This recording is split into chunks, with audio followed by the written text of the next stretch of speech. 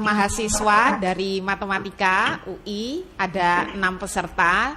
Jadi adik-adik bisa lihat di sini, ini teman kamu sekelas.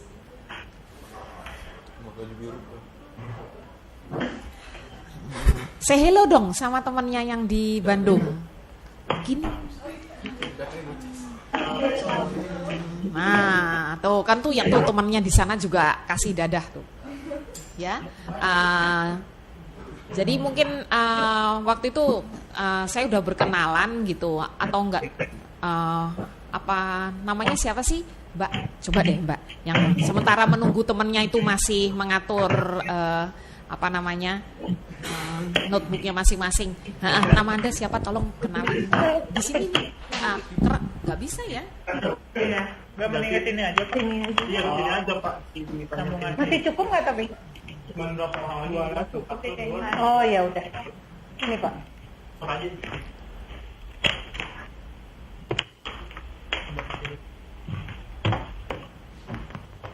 Ini kayaknya perlu di. Gitu kan? Enggak, lu ini ya? Lu mending di sini ya. Nanti lu dia. Oh, udah bawa laptop semua. Mana bawa? Oh Pak. Oh, ya. Kanan enggak Sudah? Sudah?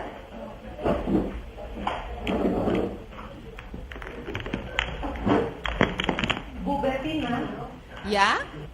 kok tampilan yang dari kopi rasanya kabur? Oh, kabur. Tampilan kabur katanya Teh. Enggak ini? Nggak jelas. Enggak jelas. Agak gelap katanya.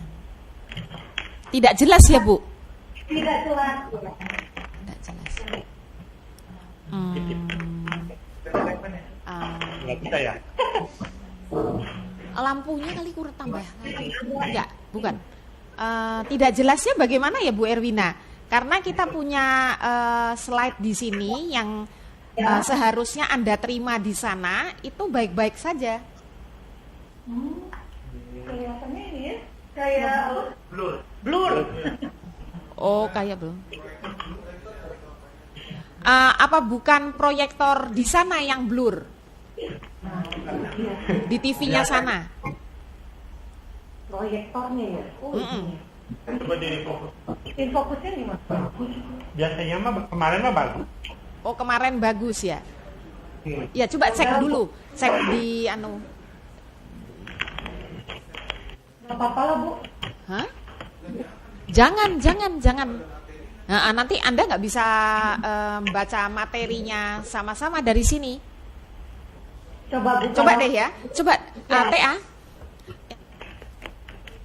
Ke slide-nya coba.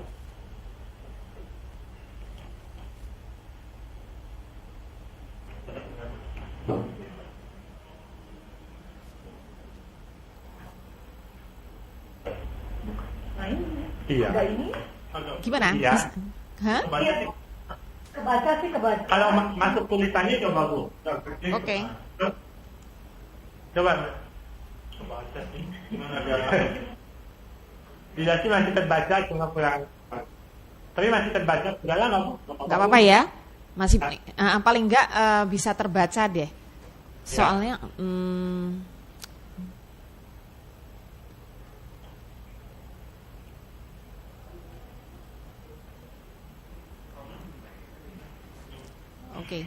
Oke.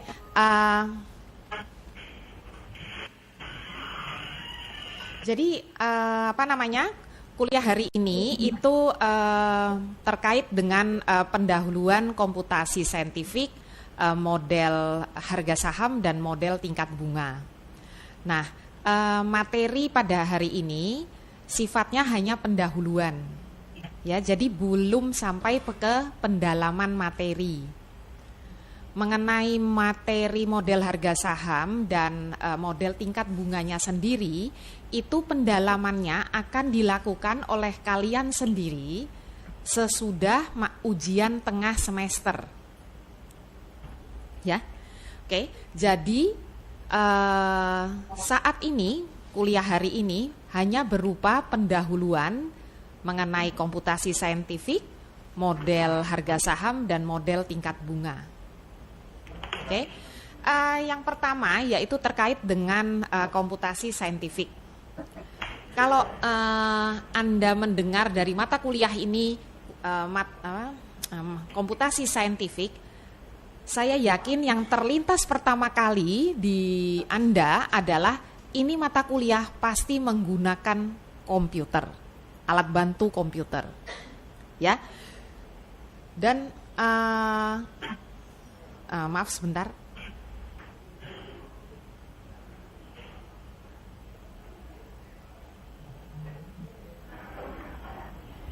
Maaf tadi slide-nya soalnya hilang, jadi saya takutnya saya berbicara tidak ada. Jadi pertama itu adalah dari judul mata kuliah komputasi saintifik, saya kira yang ada di benak kalian adalah adanya penggunaan komputer pada mata kuliah ini. Kemudian setelah itu, apa yang dibahas dalam mata kuliah ini? Atau masalah apa ya? Komputasi saintifik. Nah, pada mulanya komputasi saintifik itu sebenarnya terkait dengan masalah-masalah di bidang sains dan teknik. Ya, kemudian tentu saja dalam perjalanannya ke sini terdapat perkembangan nyatanya tidak hanya di sains dan teknik. Oke, kemudian tujuan kita apa? Kalau kita sekarang udah punya masalahnya katakanlah dalam sains dan teknik, kita akan menggunakan komputer. Tujuan kita apa? Tujuan kita tentu saja masalah yang ada itu dengan menggunakan komputer, kita usahakan kita peroleh solusinya. Jadi bagaimana memperoleh solusi dari model matematika, di mana model-model matematika ini merepresentasikan situasi real yang ada, tentu saja dengan asumsi-asumsi yang digunakan pada model-model matematika tersebut. Ya, jadi mungkin ada baiknya kita tahu dulu ini komputasi saintifik ini sebenarnya apa sih, gitu. Jadi saya mencoba dimulai dari apa yang pertama ada di benak kita, gitu. Ternyata penggunaan komputer, kemudian masalahnya itu apa, di bidang apa, kemudian tujuan akhirnya tentu saja menyelesaikan masalah-masalah tersebut yang umumnya dinyatakan dalam model-model matematika. Oke, nah kalau kita lihat di sini teknik-teknik yang digunakan untuk memperoleh solusi masalah-masalah tadi itu adalah bagian dari komputasi saintifik. Nah, mengenai teknik-teknik ini, nanti sebelum saya lanjut ke sini, dalam tugas minggu ini, Anda salah satunya adalah mengumpulkan literatur terkait dengan komputasi saintifik. Begitu. Jadi Anda cari dari mana saja selama Anda mencantumkan sumbernya, ya, apa sih yang namanya komputasi saintifik, begitu. Jadi akan memperkaya tugas ini, akan memperkaya kita semua. Kita nanti kan akan sharing tugas-tugas tersebut di antara kalian juga, sehingga kita semakin paham apa sih namanya yang dimaksud dengan mata kuliah komputasi saintifik itu, gitu ya. Ini saya hanya mengacu kepada beberapa sumber yang ada di slide ini, yang saya cantumkan di slide ini. Tapi Anda bisa cari di lain-lain. Bayangkan ada berapa di sini, ada 6, di sana ada 7 kepala. Jadi ada berapa tuh? 13 kepala lain yang bekerja untuk satu tujuan. Mudah-mudahan kita semakin paham, ya, semakin bisa saling belajar. Jadi, oke, saya sudah pernah ngambil komputasi saintifik itu loh, Det, ini nih, gitu. Jadi itu kita bisa saling belajar sehingga hasilnya tentu saja diharapkan lebih baik. Nah, teknik-teknik ini tadi yang digunakan untuk memperoleh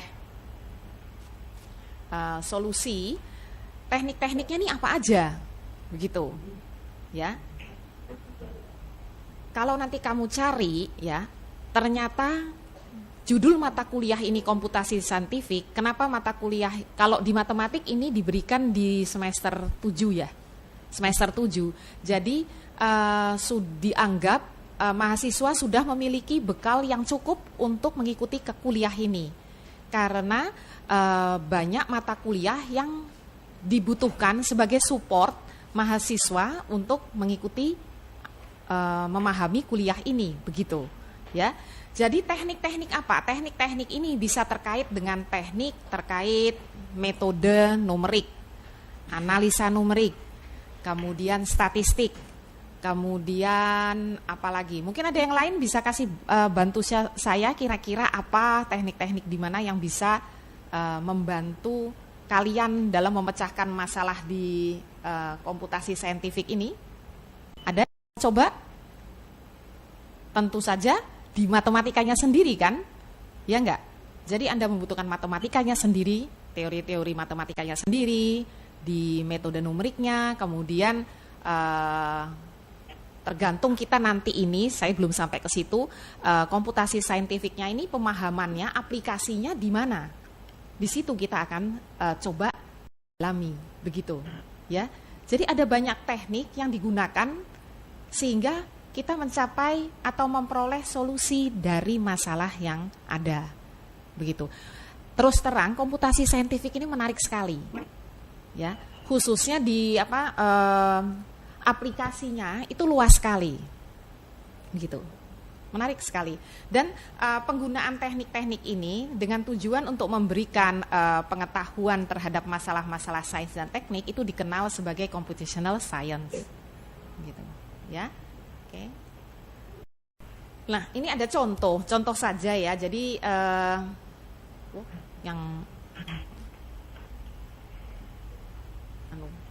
jadi kalau di slide-nya itu nggak kelihatan tuh yang ada terpotong di bagian atas, itu sebenarnya ada tulisan seorang ahli di bidang pesawat menggunakan komputer untuk mensimulasikan aliran udara di sekitar pesawat. Itu nggak kelihatan yang bagian atas.